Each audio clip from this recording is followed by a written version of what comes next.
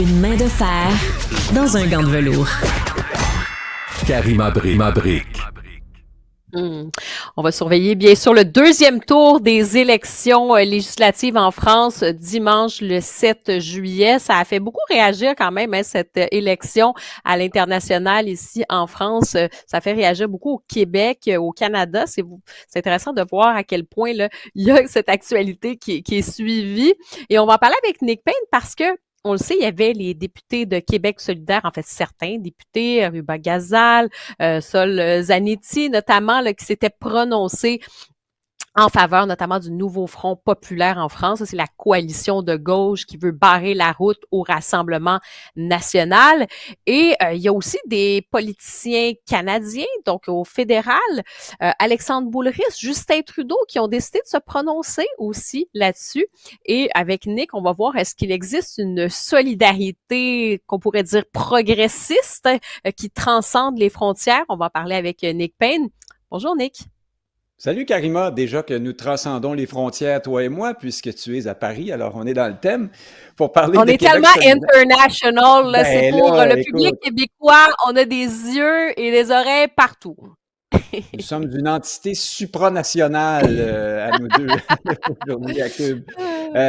Tu parlais de Québec solidaire, il y a aussi Étienne Grandmont qui a appelé à appuyer le nouveau Front populaire, donc la gauche française dans ces élections. Grandmont, là, c'est le même qui avait fait la moue et levé les épaules un peu en dépit lorsque on l'avait interrogé sur son absence et celle de plusieurs députés de Québec solidaire lors de la visite du premier ministre Attal à l'Assemblée nationale du Québec. Et Grandmont avait dit « Oh, bon, vous savez, nous, c'est un gouvernement de droite, ça nous intéresse pas tellement, ça. » Il confondait la fonction, l'institution du premier ministre français, bien sûr, qui représente tous les Français et non pas un gouvernement de gauche ou de droite ou je sais pas quoi, et ses petits combats politiques. Et donc, voilà, il en avait échappé une de façon assez spectaculaire cette fois-là, mais il en remet un peu, d'une certaine façon, à nouveau, voilà, en s'immisçant dans le débat politique français. Puis là, tu as raison de le dire, Justin Trudeau, qui a dénoncé le surgissement, la montée de l'extrême droite et du populisme. Je pense qu'il a parlé des politiciens populistes. Il n'a pas nommé le Rassemblement national, pardon, mais évidemment, on comprend que c'est de ça dont il parlait. Puis effectivement, Alexandre Boulris, député du NPD, qui lui appelle aussi les expatriés français au Québec à appuyer la gauche française là-bas. Alors, comment en est-on venu là? Parce que tout le monde a le droit de se prononcer sur la politique d'où qu'elle soit, c'est pas un problème. Et puis, ceux qui l'ont fait au Québec ont bien le droit de le faire. Ce qui est nouveau ici, c'est que ce sont des élus. Ça, c'est plus rare parce que c'est plus délicat. Il y a un principe de précaution, de retenue, de réserve dans ces cas-là, normalement, qu'on essaie d'appliquer, ou en tout cas, disons qu'on choisit ses combats. On ne passe pas son temps à se prononcer sur ce qui se passe, notamment dans des pays alliés ou amis ou proches, comme c'est le cas de la France pour le Canada et pour le Québec. C'est encore plus vrai pour Québec solidaire, qui se dit souverainiste et qui, par conséquent, devrait chérir l'idée de bonnes relations avec les différents mouvements politiques français, puisque ce pays-là est appelé à être un allié essentiel si un jour le Québec est dans une démarche concrète là, de réalisation de son indépendance et de reconnaissance internationale notamment. Et là, au moment où le Rassemblement national est plus près que jamais du pouvoir, plusieurs experts pensent à l'heure actuelle que ce ne sera pas pour cette fois-ci, mais en tout cas, c'est le premier parti de France et si jamais ça ne marche pas dimanche, ça risque d'augmenter les chances de Marine Le Pen pour la présidence en 2027. Alors, quoi qu'on fasse, ce parti-là risque d'être un interlocuteur un jour pour les Québécois s'ils sont en train de réaliser leur indépendance. Bien, le moins qu'on puisse faire, c'est de pas passer son temps à montrer qu'on pense que c'est l'extrême droite ou que c'est méchant et qu'il faut se battre contre eux. Absolument. On peut se garder une petite gêne si on n'est pas d'accord avec eux. Et puis, même prévoir, rencontrer ces gens-là éventuellement, si on est des indépendantistes sérieux. Mais à Québec solidaire, le combat entre la gauche et la droite prend le dessus sur l'indépendantisme. C'est ce qu'on voit à travers ces sorties-là des députés de QS. Je pensais que c'était important de de le souligner. Puis plus largement, si on revient à Trudeau, Boulris, Québec solidaire, tout ce monde-là, ben, ce qu'on voit, comme tu le disais en début d'intervention, c'est qui est en train de se développer une sorte d'international progressiste, hein? Donc de solidarité des mouvements dits progressistes ou de gauche ou woke ou appelle-les comme tu voudras à travers à tout le moins l'Occident. Il y a des solidarités puis des connivences entre divers mouvements politiques qui existent déjà. On pense aux indépendantistes catalans avec les Québécois, par exemple. Mais là, ici, il y a une plus-value, il y a quelque chose de plus parce que c'est cette famille politique-là, progressiste, c'est aussi une famille qui est plutôt opposée aujourd'hui à la nation hein, et à l'idée des frontières. Et alors, ça s'inscrit bien dans sa démarche, ça, de faire de la politique en transgressant les lignes habituelles parce que, au fond, le combat gauche-droite, surtout dans cette famille politique-là, surplombe les réalités nationales et on voit un peu aussi à travers ça le phénomène d'une élite qui fait sécession, hein, c'est-à-dire nous, progressistes, instruits, un peu bobos de tous les pays, formons une sorte d'ensemble cohérent qui éventuellement, dans le cas de la France, dans le cas actuel, s'oppose au vote des gens d'en bas, hein, au vote d'un peuple qui n'a pas voté comme il faut. Ah, il y a ça aussi qui s'exprime à travers ces sorties des politiciens québécois et canadiens. Puis je termine avec Justin Trudeau, quand même, c'est le premier ministre du Canada. C'est assez culotté, je trouve, de parler comme ça de ce qui se passe en politique française. Moi, je me garderais une petite gêne, franchement, à sa place. Surtout qu'il y a d'autres choses à gérer dans sa cour, là, Justin Trudeau. Oui, en effet, là, je pense qu'il y a besoin quand même de toutes ces énergies. Puis, mais tu sais, Nick, comme de l'autre côté, j'allais dire, bon, tu le sais, chacun est libre, en effet, là, de s'exprimer, d'avoir ses convictions. Moi, j'ai aucun problème avec ça. L'enjeu, c'est que tu as raison, c'est quand on s'embarque et qu'on décide de désigner un ennemi dans un autre pays, dans des élections là, libres, là, c'est de la démocratie. Les gens, les citoyens français peuvent bien voter pour le parti qu'ils souhaitent. Là, c'est vraiment ça l'idée. Ben, c'est que effectivement, si tu cibles des oppositions, que tu en fais des ennemis politiques, ben qu'est-ce que tu livres aussi comme marchandise après? Est-ce que tu dis on va rompre nos relations diplomatiques? Si tu dis que vraiment là, ce qui rentre au pouvoir, c'est le fascisme, c'est tout ce que tu veux, l'extrême droite, puissance 1000, on fait quoi à ce moment-là? C'est-à-dire que est-ce qu'on va réclamer des sanctions, hein, parce que ça aussi c'est à la mode, de toutes sortes de sanctions qu'on peut avoir si on n'aime pas, des embargos avec la France. Il y a comme, j'ai l'impression on ne pense pas plus loin. Ce n'est pas de renier ses convictions, mais à ce moment-là, peut-être de s'intéresser effectivement, pourquoi les gens votent d'une certaine façon. Si on a des craintes, peut-être pas de faire des arguments moraux, parce que ça n'imprime plus. Là, le public aujourd'hui, les citoyens, c'est pas parce que vous leur dites « Non, votez pas pour ça, c'est des méchants, c'est l'extrême droite ou quoi que ce soit ». Les gens ne raisonnent pas comme ça. Donc, d'en faire, je trouve, un argument moral, ben on le fait pour soi-même, pour essayer de se redorer un peu la réputation, et on n'attaque pas sur les arguments. Si on n'aime pas le RN, si on n'aime pas je ne sais trop qui là comme parti politique, ben allons-y avec des arguments en disant je m'inquiète parce que dans tel programme il y a telle chose, ça va avoir tel impact. Qu'on en parle, qu'on fasse un débat d'idées, d'arguments et non un débat moral. Et je suis d'accord avec toi aussi, là, je pense qu'il y a quand même des enjeux de politique intérieure. On respecte quand même la démocratie, on respecte la parole du peuple. Sinon, je t'amène sur un autre sujet. On va revenir dans les écoles. Hein, tu veux nous parler de la réforme Drainville sur l'enseignement du français. Est-ce que succès ou un autre échec annoncé? C'est pas la première fois qu'il y a des réformes, là.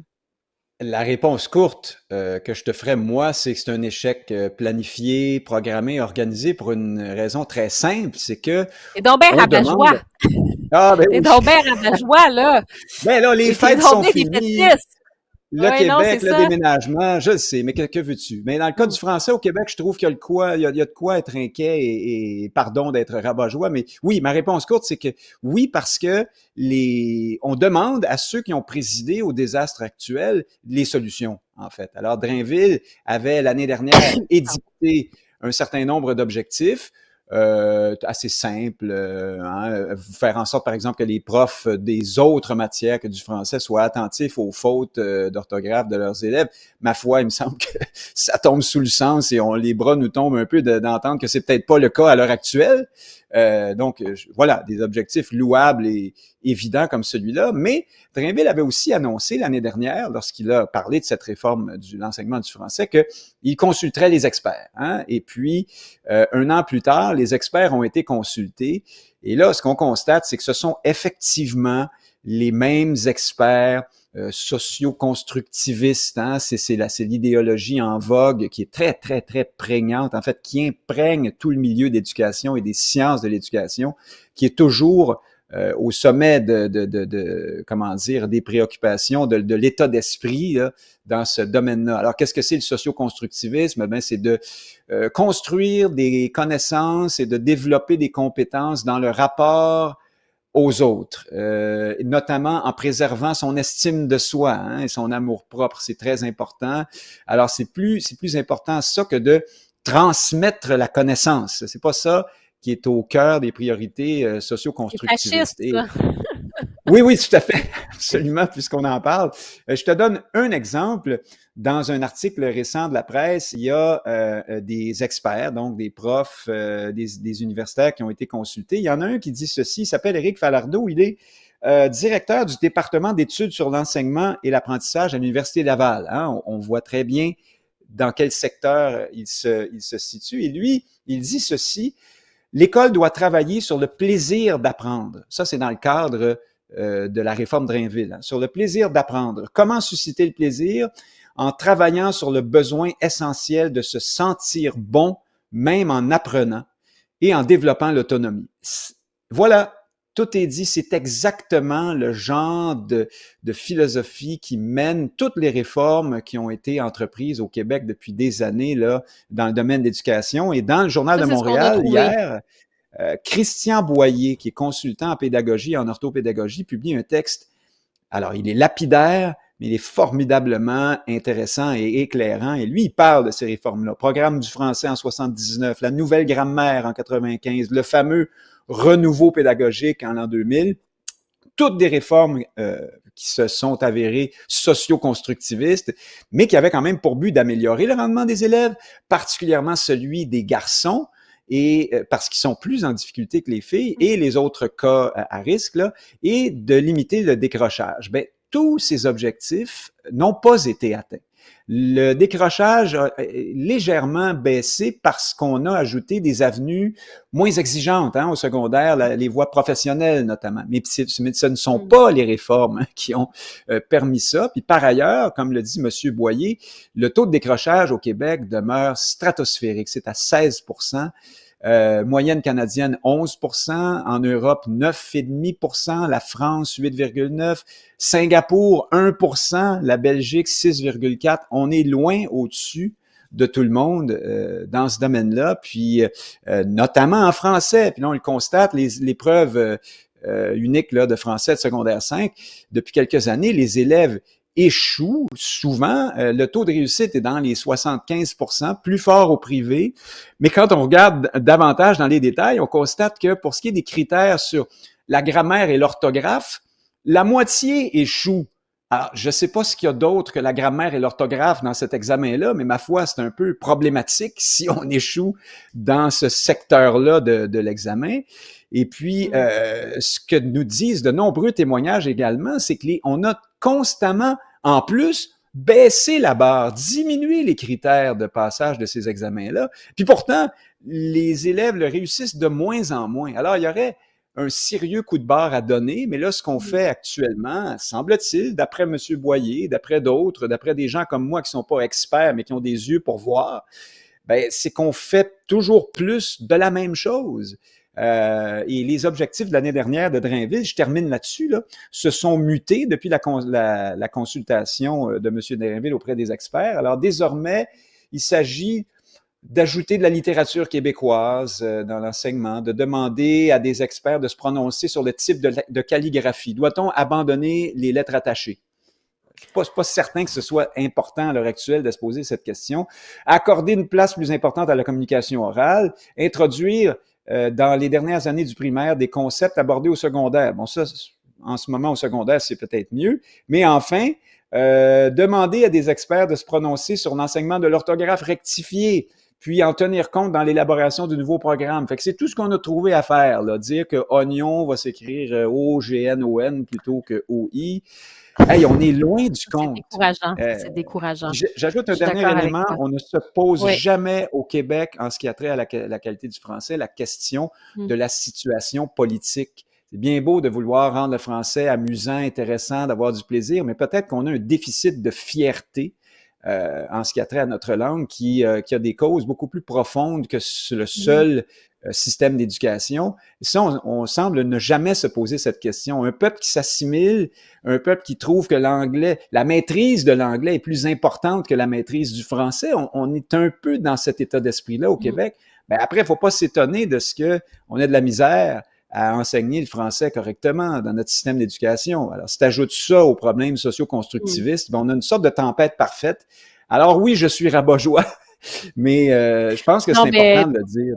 On est loin du compte dans ce domaine. Tout à fait, c'est important.